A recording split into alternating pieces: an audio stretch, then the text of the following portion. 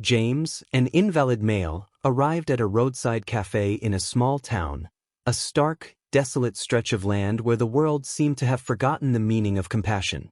With effort, he maneuvered his wheelchair across the gravel-laden path to the café's entrance. The air was thick with dust, and the neon sign buzzed faintly above the door, its promise of warmth and food a fragile beacon in the emptiness of his life. Inside, the café was a collage of faded colors and stale odors, the kind of place that could either be a sanctuary or a crucible for humiliation. James ordered coffee and settled into a corner, drawing as little attention to himself as possible. The other patrons, mostly a mix of truck drivers and locals, didn't pay him much mind until the bikers arrived. The roar of motorcycles was a thunderous declaration, shattering the café's relative calm. They entered with the swagger of men who had nothing to lose and no qualms about taking what little others had left. There were 5 of them, clad in leather and steel-toed boots, their faces hardened by lives lived on the edge of the law. They spotted James almost immediately. "Well, would you look at that?" one of them sneered, his voice a guttural rasp. "We got ourselves a real hero here." James ignored them, focusing on his coffee, though his hands trembled slightly. The leader, a tall man with a jagged scar slicing across his cheek, leaned against the counter, his piercing gaze fixed on James. "You deaf, pal?" the scar-faced man taunted. "Or just too proud to answer?" The other bikers laughed, a cacophony of cruel amusement. One of them, a wiry man with tattoos snaking up his arms, stepped closer to James and mockingly saluted. "Hey, Captain Courageous, we're talking to you," he said. "What's the matter? Too good for us?" James finally looked up, his expression calm but tired. "I'm just here for my coffee. Leave me be." "Leave you be," the leader echoed with mock incredulity. "What kind of manners is that? You think you're better than us, wheelie boy?" The term sent a ripple of laughter through the group. James gripped the arms of his wheelchair, his knuckles whitening. He had been through too much in life to let a pack of bullies unravel him, but the insult struck a raw nerve. The leader gestured to the others. "Maybe we ought to teach him some respect?" Another biker, a burly man with a shaved head, shoved James's coffee cup off the table. It shattered on the floor, the dark liquid pooling like blood. "Oops," the man said, feigning innocence. "Guess that's my bad." James said nothing, his jaw tightening. He tried to move his wheelchair back, but one of the bikers kicked the front wheel, jamming it against the table. "What's the hurry?" the leader asked, crouching to meet James's eye level. His breath reeked of alcohol and cigarettes. "You're not gonna leave us so soon, are ya?" The tension in the room was suffocating. Other patrons averted their eyes, unwilling to intervene.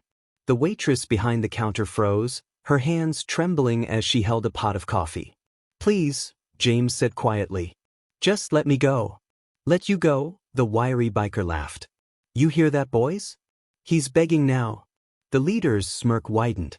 "Not so proud now, huh? You know, it's guys like you who think the world owes you something just because you've had it rough. Newsflash, buddy, nobody cares."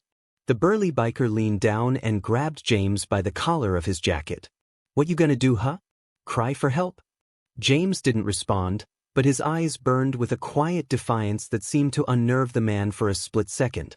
It wasn't fear in James's gaze. It was something deeper, a refusal to break no matter how much they tried. The leader seemed to notice it too, and it irritated him. "Let's take this outside," he said, standing up. "See if our new friend here is as tough as he looks." The bikers laughed and began dragging James's wheelchair toward the door, ignoring his protests. The waitress finally spoke up, her voice shaking. "Leave him alone," she said, her face pale. "He hasn't done anything to you." The leader turned to her, his expression darkening. "Stay out of this, sweetheart, unless you want to join the fun." James's heart pounded as they wheeled him out into the parking lot. The gravel crunched under the weight of the wheelchair, the sound blending with the low growls of the motorcycles still cooling nearby. The sun was setting, casting long shadows that seemed to swallow the scene in malice. One of the bikers reached for a tire iron from his motorcycle. Another lit a cigarette, his grin menacing. The leader knelt down in front of James once more, his tone mocking. "Any last words, champ?" James's lips parted, but before he could speak, a loud voice boomed from the edge of the parking lot. "Hey! What the hell's going on here?" Everyone turned to see a man in a sheriff's uniform standing next to his patrol car, hand on his holstered gun. His face was a mask of authority, and his eyes locked onto the bikers with a glare that could cut through steel. The leader straightened, his bravado faltering. "Just having a little fun," he said, his voice less confident now. "Fun's over," the sheriff said, his tone leaving no room for argument. "Move along before I start writing tickets, or worse." The bikers exchanged uneasy glances before stepping back. The leader scowled but didn't argue, signaling for the others to mount their bikes. As they roared away, the sheriff approached James, his stern expression softening. "You okay, son?" James nodded, his voice steady despite everything. "Thanks to you." The sheriff looked toward the horizon where the motorcycles had disappeared. "Next time, you call me before it gets this far." James offered a faint smile. "I'll keep that in mind." The sheriff's intervention had dispersed the group of bikers, leaving the cafe parking lot quieter but still heavy with tension. James thought the ordeal was over as he wheeled himself back toward the cafe entrance.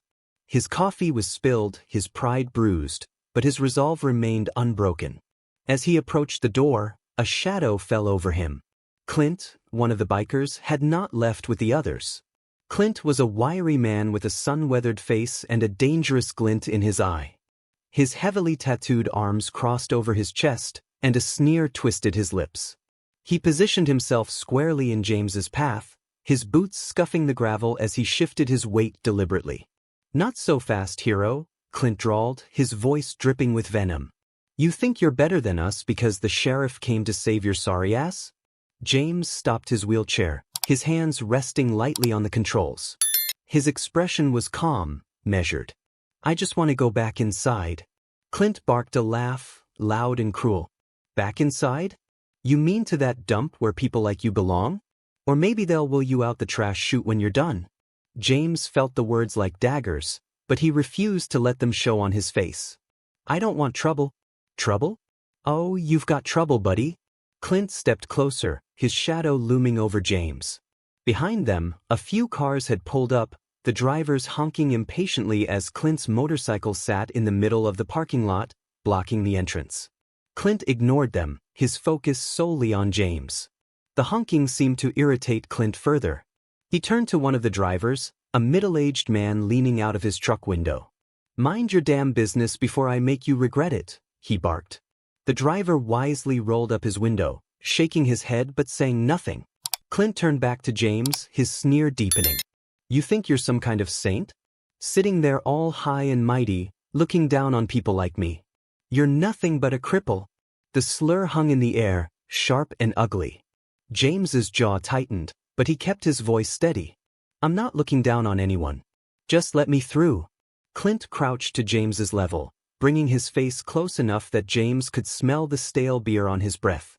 "What are you gonna do, huh? Call the sheriff again? Maybe cry for help? Bet you're used to people fighting your battles for you, aren't you?" The onlookers, still hesitant to intervene, murmured among themselves.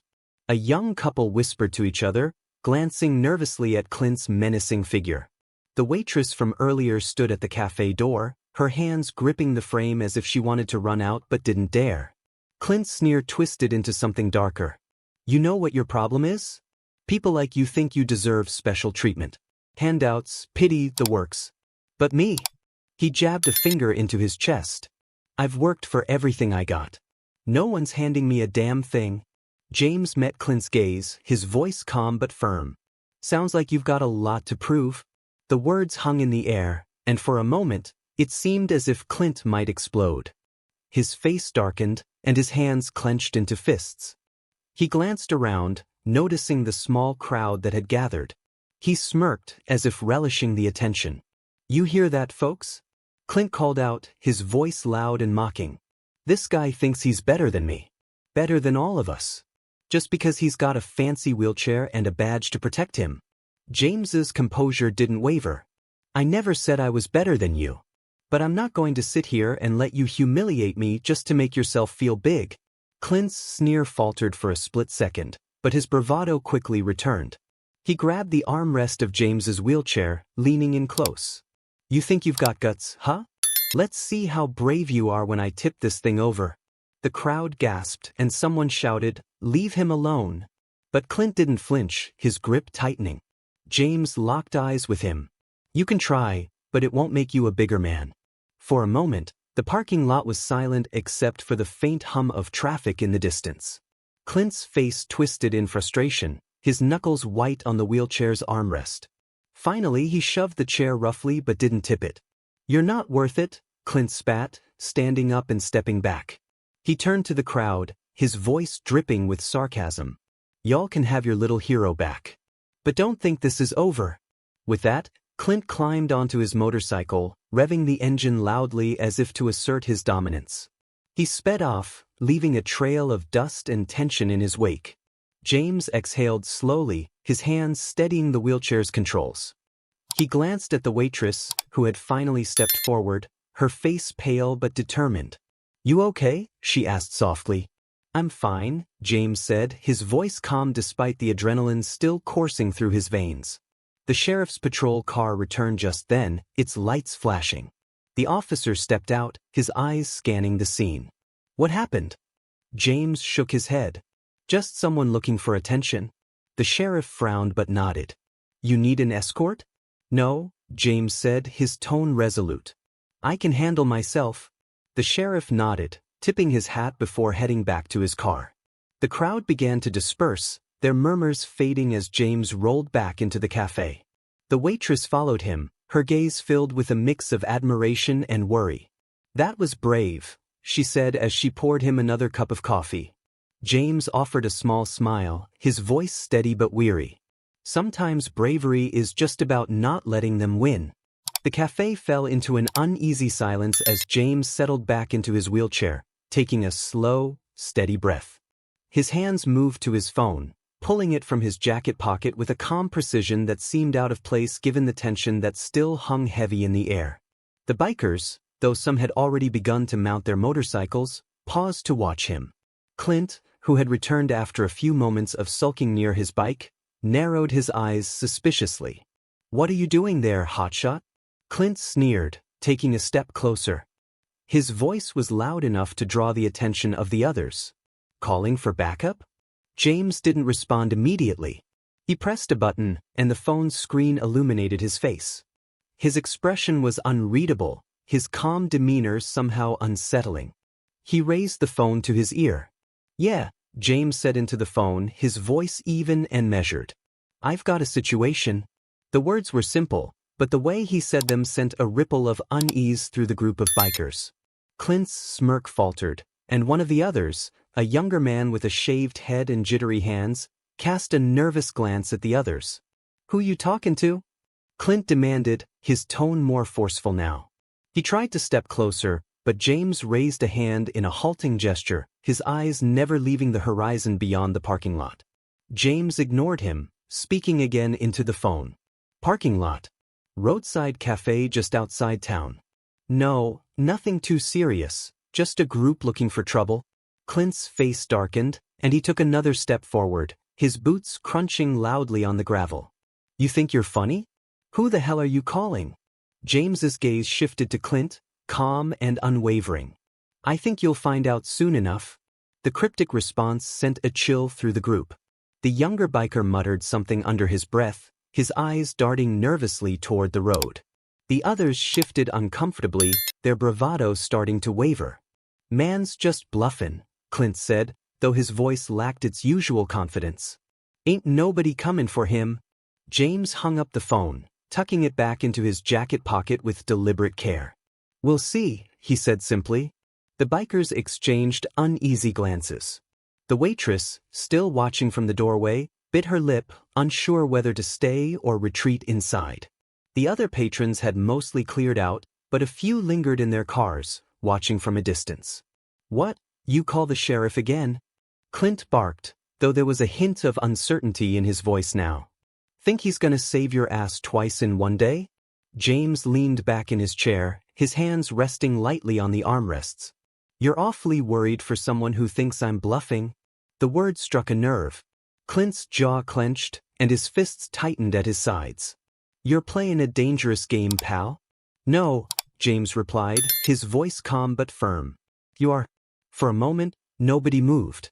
The sound of the wind rustling through the nearby trees was the only noise, punctuated by the faint hum of an approaching engine.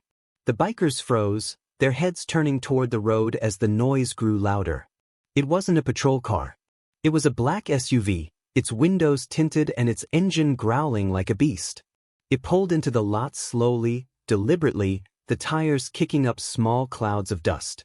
The SUV came to a stop a few feet away from the bikers, and the engine cut off. Clint swallowed hard, his bravado fading. "Who the hell is that?" The door to the SUV opened, and a man stepped out. He was tall and broad-shouldered, dressed in a black suit with a tie that seemed far too formal for the setting. His face was sharp and stern, and his eyes scanned the scene with a cold, calculating gaze. He was followed by two others, similarly dressed, their movements smooth and purposeful. The atmosphere shifted instantly. The bikers who had spent the past hour mocking and intimidating James now found themselves on the defensive. Clint's hand twitched toward the pocket where he kept a knife, but he hesitated. The man in the suit approached James, his expression unreadable. "You okay, sir?" he asked, his voice low and steady. "Never better," James replied. His tone was calm, but there was a hint of satisfaction in his eyes. Clint, sensing the shift in power, tried to reclaim control. "Hey, who the hell are you guys? This ain't your business." The man in the suit turned to Clint, his expression hardening. "You're right. It's not my business." He paused, letting the words hang in the air. "But it's about to be." One of the other suited men stepped forward, his eyes locked on Clint. "You've got about 30 seconds to get on your bike and leave." Clint bristled, his fists clenching. "Or what?" The man didn't answer. Instead, he reached into his jacket and revealed the handle of a firearm holstered at his side. It wasn't drawn, but the message was clear. The younger biker panicked, backing toward his bike. "Screw this, man. Let's just go."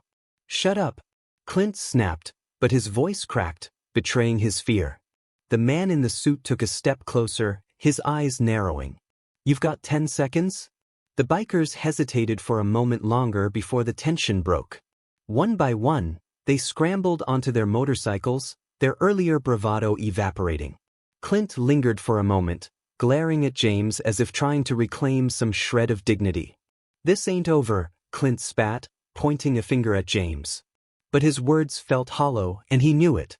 James didn't respond, his calm gaze following Clint as he mounted his bike and roared out of the parking lot, the others close behind. The sound of their engines faded into the distance, leaving only the faint rustle of the wind. The man in the suit turned back to James, his expression softening slightly. "You sure you're all right?" James nodded. "Thanks for coming." "Anytime," the man said, offering a small nod. He and his companions returned to their SUV, the tension in the air dissipating as they drove away. James wheeled himself back toward the cafe entrance, pausing only to glance at the waitress, who watched him with wide eyes. "Told you I could handle it," he said with a faint smile before disappearing inside. The cafe's parking lot had just begun to settle back into silence after Clint and his crew's hasty retreat. James, back at his table, sipped his freshly poured coffee, his expression as calm as it had been throughout the ordeal. The waitress lingered near the counter, watching him with a mixture of curiosity and concern. She opened her mouth as if to speak, but the distant sound of roaring engines froze her in place. The noise grew louder, an unmistakable thunder that heralded the arrival of something significant. One by one, motorcycles pulled into the gravel lot, their riders clad in matching leather jackets emblazoned with a distinctive emblem, a winged shield surrounded by flames. The guardians of the path had arrived. This was no ordinary biker club. They were a well-known group, fiercely protective of their own and notorious for their sense of justice. Rumors of their exploits ranged from settling scores with abusive landlords to defending small businesses from extortionists. They were a mix of grizzled veterans, battle-hardened by life, and younger recruits eager to prove themselves. Their reputation preceded them, and it wasn't one to be taken lightly. As the guardians dismounted their bikes, they surveyed the parking lot with sharp eyes. The leader, a towering man with a silver beard braided neatly down his chest, stepped forward. His presence radiated authority, and his sharp gaze quickly landed on James sitting by the cafe window. The two exchanged a brief nod, a silent acknowledgement of understanding. Clint and his crew hadn't gone far. Their bikes reappeared at the edge of the parking lot, hesitation evident in their movements. Clint's bravado seemed to drain as he realized the numbers were no longer in his favor. He stopped his bike, glancing nervously at the Guardians, who now outnumbered his group 3-1. "Well, well," said the Guardians' leader, his voice booming across the lot. "Looks like we arrived just in time." James tilted his head toward the leader. "I appreciate the backup, Reuben." The name sent a ripple of recognition through Clint's crew. Reuben "Iron Wolf" Thompson was infamous in biker circles, a man known for his unyielding sense of justice and a track record that included dismantling entire rival clubs that had crossed the line. Clint tried to salvage the situation. "We were just leaving," he said, his voice loud but lacking its usual confidence. "No harm done, right?" Reuben's piercing gaze fixed on Clint, and a smirk tugged at the corner of his mouth. "Funny, that's not the story I heard." The Guardians began to spread out, their presence an imposing wall of leather and steel. Clint's crew instinctively huddled closer together, their earlier swagger now replaced by visible fear. One of the younger Guardians, a wiry man with a shaved head and a jagged scar running across his cheek, stepped forward. "Is this the guy?" he asked James, jerking his thumb toward Clint. "The one who thought he was tough?" James sipped his coffee, his calm demeanor unshaken. "That's him." His friends helped. Clint raised his hands, trying to defuse the situation. "Look, man, we don't want any trouble. We didn't know he had connections." Reuben chuckled, a low, dangerous sound. "Connections? That's what you're worried about? You should be worried about your lack of respect." He stepped closer to Clint, towering over him. "You think it's okay to pick on someone who can't fight back? To use words like crippled to make yourself feel big?" Clint stammered, his bravado crumbling further. "It was just a joke. No harm meant." "Joke?" Reuben's voice turned icy. "Does he look like he's laughing?" Behind him, the Guardians closed ranks, their silent stares adding to the pressure. Clint's crew began shifting uneasily, their earlier unity unraveling. One of them, the younger biker who had shown signs of nervousness earlier, muttered, "This is getting out of hand, Clint. Let's just go." "Go where?" Reuben snapped, his gaze cutting to the younger man. "You came here looking for trouble. Now you want to run when the odds aren't in your favor." Clint's face reddened, a mix of anger and humiliation. "We didn't come here to fight," he said weakly. "We're just passing through." Reuben leaned in close, his voice low but menacing. "Then pass through and don't come back. But before you go, you owe this man an apology." Clint's eyes darted toward James, who remained composed but watchful. "Apology?" Clint repeated, his voice cracking. "For what?" Reuben didn't flinch. "For every insult, every threat, and every ounce of humiliation you tried to heap on him. Say the words, or we'll make sure you regret it." The silence was suffocating. Clint glanced back at his crew, but none of them stepped forward to support him. Even his most loyal friends averted their eyes, unwilling to challenge the Guardians. Finally, Clint swallowed his pride. "I'm sorry," he mumbled, barely audible. "Louder," Reuben demanded. "I'm sorry," Clint said, his voice trembling. "All right? I'm sorry for what I said and what we did." Reuben straightened, his expression unreadable. "But now get out of here before we decide you need a real lesson." Clint didn't wait for further encouragement. He turned to his bike, gesturing frantically for his crew to follow. They started their engines, the roar of their motorcycles masking the shame that clung to them like a second skin. One by one, they rode off, disappearing into the distance. As the sound of their engines faded, the tension in the parking lot dissolved. Reuben turned back to James, a faint smile breaking through his stern demeanor. "You all right?" "Better now," James said, his voice steady. "Thanks, Reuben." The Guardians began to disperse, some heading inside the cafe while others lingered by their bikes. The waitress finally stepped out, her nervous energy replaced by visible relief. That was something, she said, looking at James with a mixture of awe and disbelief. James smiled faintly, his calm demeanor returning. Sometimes you just need the right kind of friends. Reuben patted James on the shoulder as he passed. And don't forget, you've got plenty of them. James nodded, a rare flicker of warmth in his otherwise stoic expression. For the first time that day, the parking lot felt like a safe place. The rumble of departing engines had barely faded when Richard, the silver-bearded leader of the Guardians of the Path, raised a hand. The parking lot stilled, the heavy presence of his men ensuring no one dared to disrupt the quiet. Clint and his crew, who had tried to retreat unnoticed, froze at the command. Richard's voice was low and steady but carried the weight of authority. Not so fast, he called out. The aggressors halted, their motorcycles idling, the tension crackling in the air. Clint turned reluctantly, his bravado now a fragile mask barely covering his growing fear. The rest of his gang shuffled uneasily, exchanging nervous glances. Richard stepped forward, his broad frame and piercing gaze cutting an imposing figure. Behind him, the Guardians fanned out, their presence a silent wall of intimidation. Even the onlookers, patrons watching from the café's windows and the waitress hovering at the doorway, felt the shift in the atmosphere. Seems like you boys forgot something, Richard said, his voice calm but laced with steel. His gaze locked onto Clint, who flinched slightly. Clint managed a weak laugh. We were just leaving, all right? No harm, no foul. No harm. Richard repeated, taking another step closer. Tell me something, son. What kind of man thinks it's okay to humiliate someone for sport? To throw around slurs like cripple and act like it's a joke?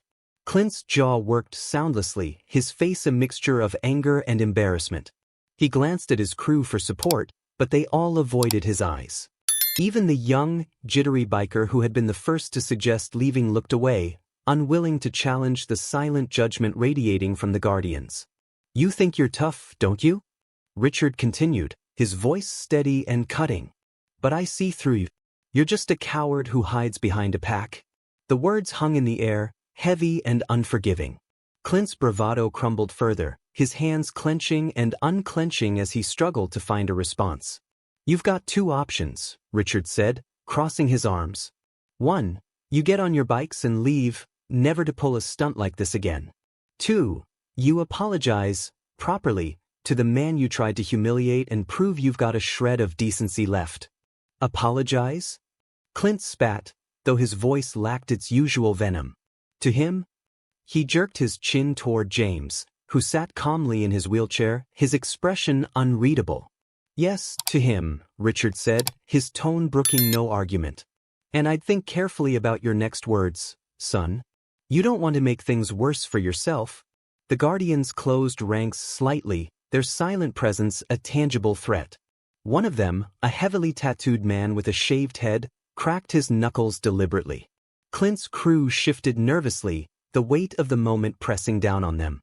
Finally, Clint swallowed hard, his bravado completely shattered. He stepped forward reluctantly, his shoulders hunched. His voice was low and grudging. I'm sorry, all right? Richard's eyebrows rose. That didn't sound like you meant it. Try again. Clint's face flushed with humiliation. He glanced at James, who watched him with calm, unyielding eyes. I'm sorry for what I said and did, Clint mumbled, barely audible. Richard crossed his arms, his gaze never wavering. Louder. Make sure everyone here hears it. Clint's fists clenched at his sides, but he obeyed. I'm sorry, he shouted, his voice cracking. I shouldn't have said those things or acted that way. Richard nodded, satisfied. He turned to the rest of Clint's crew. That goes for the rest of you too. Step forward and do the same. One by one, the other bikers stepped forward, their apologies just as forced and begrudging as Clint's.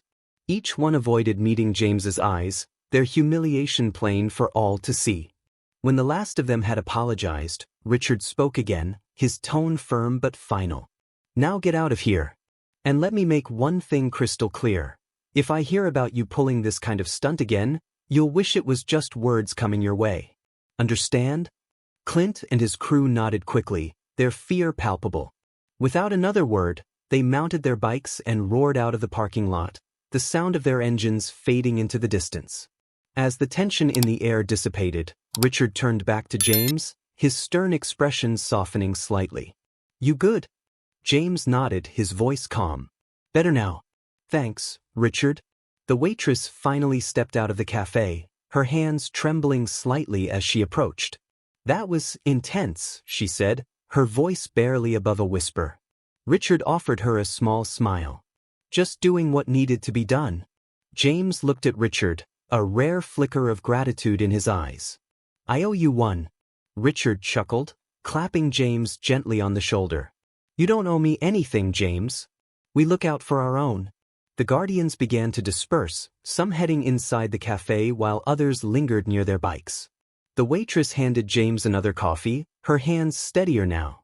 "You've got some good friends," she said, her voice warmer. James smiled faintly. "Sometimes that's all you need." As the cafe settled back into its usual rhythm, the events of the day lingered in the minds of everyone who had witnessed them. The Guardian's intervention had not only put an end to the bikers' cruelty but had also left a lasting impression of justice served and the quiet strength of a man who refused to be broken. The parking lot of the roadside cafe was finally still. The low rumble of Clint's crew fading into the distance left behind an atmosphere charged not with fear, but with the kind of unity that only comes from standing together against cruelty. The guardians of the path remained, their presence solid and reassuring. Richard, the silver-bearded leader, stood beside James's wheelchair, his towering frame exuding both strength and compassion. Richard rested a large hand on James's shoulder, the gesture firm but comforting. "Listen, James," he said, his deep voice calm but resolute. "You're not alone. You've got people who've got your back, people who won't let scum like that push you around." James, his expression unreadable but his hands relaxed on the armrests of his wheelchair, nodded slightly. "It means a lot, Richard. More than I can say." The other guardians began to gather near their bikes, their jackets glinting in the fading sunlight. Their demeanor wasn't one of boasting or gloating over their victory, but quiet satisfaction that they had done what was right. A few exchanged nods with James, silent acknowledgments of respect. "You ever need anything, you know how to reach us," Richard added, stepping back and motioning to his crew. "We're just a call away." As the guardians began to mount their bikes, one of them, a wiry younger man named Mike with the scar across his cheek, gave James a thumbs up. "Take care, man," he said, his voice carrying the weight of sincerity. James watched as the guardians roared out of the parking lot, their departure leaving a noticeable calm in their wake. The onlookers who had stayed to watch the ordeal began to disperse, murmuring among themselves about the display of justice they had just witnessed. The waitress, Linda, finally stepped forward, her hands still clutching her apron. Her blonde hair was slightly disheveled, and her eyes betrayed lingering worry. "James," she said softly, her voice trembling just slightly. "Are you okay? I mean, after all that?" James looked up at her, his calm demeanor unchanged. "I'm fine, Linda. Thanks for asking." She sighed in relief and gestured toward the cafe door. "Why don't you come back inside? Let me get you something to eat?" James nodded and wheeled himself toward the entrance, his movements deliberate but steady. The air inside the cafe was warm and smelled faintly of coffee and freshly baked pies, a comforting contrast to the chaos that had unfolded outside. As he reached his usual table in the corner, Linda followed, her expression still tinged with concern. "You want your usual?" she asked, pulling a notepad from her apron pocket. "That'd be great," James replied, his voice calm but appreciative. Linda disappeared into the kitchen, and James leaned back in his chair, letting out a slow breath. The tension that had gripped him for the past hour began to ebb, replaced by a quiet sense of relief. He glanced out the window, watching the last of the day's sunlight dance across the gravel lot. The scene outside had returned to its usual quiet, a few cars parked here and there, the faint hum of traffic on the nearby road. When Linda returned, she placed a plate of eggs, toast, and bacon in front of him, along with a fresh cup of coffee. "Here you go," she said with a smile that was equal parts warm and apologetic. "On the house today? You've been through enough." James shook his head lightly. "Thanks, but I can pay for my meal." Linda crossed her arms, her expression firm but kind. "You're not arguing with me, James?" "Not today." A rare smile flickered across James's face, and he picked up his fork. "All right, you win." As he began to eat, Linda lingered nearby, wiping down the counter but clearly keeping an eye on him. "Those guys, they were awful," she said after a moment, her voice quieter now. "I don't know how you stayed so calm through all of it." James paused, his fork halfway to his mouth. "Sometimes," he said slowly, "it's not about staying calm. It's about not letting people like that see they've shaken you." Linda nodded thoughtfully, her eyes flickering to the window. "I've seen a lot of types come through here, but those bikers, they were something else." "They were scared," James said simply, setting his fork down. "Bullies always are when they meet someone who won't bend." The conversation lapsed into a comfortable silence, and James focused on his meal. The café, once again filled with its usual quiet bustle, seemed to breathe a collective sigh of relief. A couple seated near the door whispered to each other, glancing occasionally at James with expressions of quiet admiration. The sheriff's patrol car passed by outside, its lights off but its presence a reminder that order had been restored. When James finished his meal, Linda returned with a fresh cup of coffee. "Another round?" she asked, her tone lighter now. James nodded. "Sure. Why not?" As he sipped his coffee, he felt a small but profound sense of peace. The day had been anything but ordinary, but it had also been a testament to the strength of community, the guardians, Linda, and even the sheriff's timely intervention. For the first time in a long while, James felt less like an outsider and more like a part of something bigger, a network of people willing to stand with him in the face of adversity. The sun dipped lower on the horizon, casting warm hues across the café's interior. James glanced around, taking in the familiar faces and the comforting hum of life moving forward. It wasn't just a café, it was a sanctuary, a place where the scars of the day could begin to heal. "You're a tough one, James," Linda said with a soft smile as she refilled his cup. "Not many people could have handled what you just went through." James looked up at her, his gaze steady. "Sometimes, Linda, all you can do is hold your ground and let people like that know they can't take everything." Her smile widened slightly, and she patted his shoulder before moving on to another table. James returned his attention to his coffee, the faintest hint of a smile lingering on his lips. The parking lot, the bikers, and the tension seemed like distant memories now, replaced by the quiet resilience of a man who had faced down humiliation and come out stronger.